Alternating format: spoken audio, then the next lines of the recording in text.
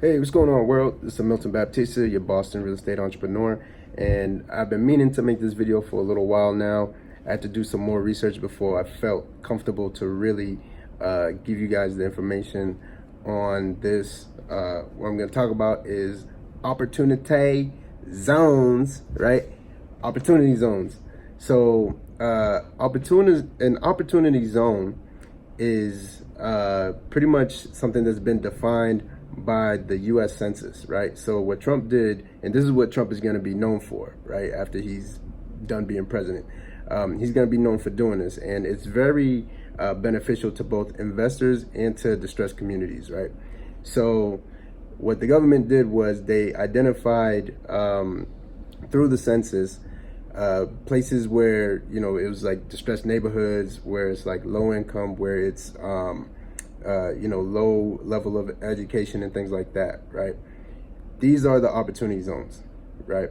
And so the incentive is for investors to either buy properties or to make an investment in what's called a qualified opportunity fund. And you can start your own, I found out, right? So I'm gonna start one of them. But anyways, you make an investment in either in an opportunity zone by either buying property there or by investing in a qualified opportunity fund, right?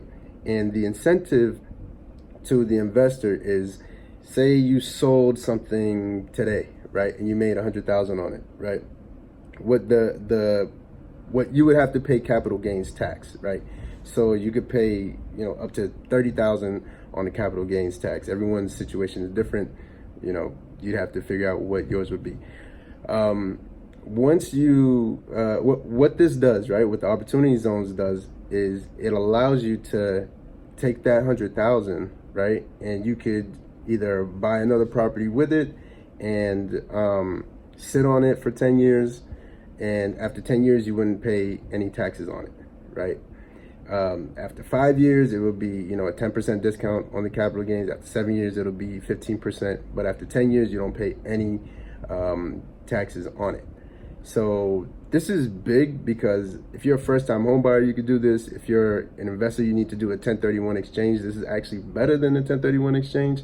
The way I'm explaining it now is a kind of like, I'm just trying to be brief with it just to give you guys an overstanding of it.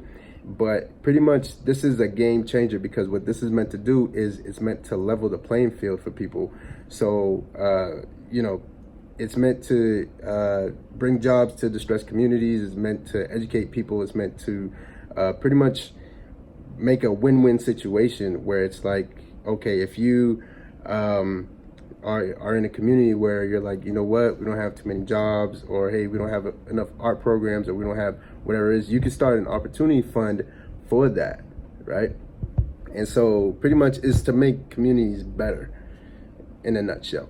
So anyways, I'm actually selling a warehouse in Brockton, which is in an opportunity zone, I found out, and not a lot of people know about this. And so I'm trying to, get people to understand, like, hey, look, this is how you can benefit from this, right? So here's a situation where with this warehouse, right, if somebody was to buy this warehouse, they could buy it, they could do it as a commercial property, they could buy it, they could do a 10-year lease. After they do the 10-year lease, they're earning money, right, on the lease the whole time, right?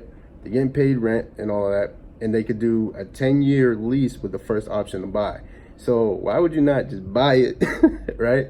Buy it, earn earn the rent every month, whatever, right? Pay the mortgage, whatever it is, if you buy it cash, whatever, right? You're earning that money back, right? And then after 10 years, sell it to the person who just leased it to you, right? That's what, hey, that's what I think is a good idea. If I had the ability to do it, I would just buy it myself. But, right now, I'm still stacking.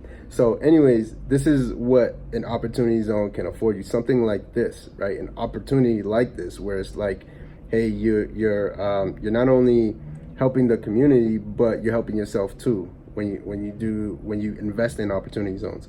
So anyways, if anyone has any questions, if anybody wants to find out where opportunity zone is, you can actually look it up on a state website. So one of the things I found out was I went to UMass Boston, and UMass Boston is actually an opportunity zone. I'm like, I don't get it. So it's a little political stuff there, but nonetheless, there are other opportunity zones where you can, buy property, where you can create an opportunity fund and, help the community and help yourself, right?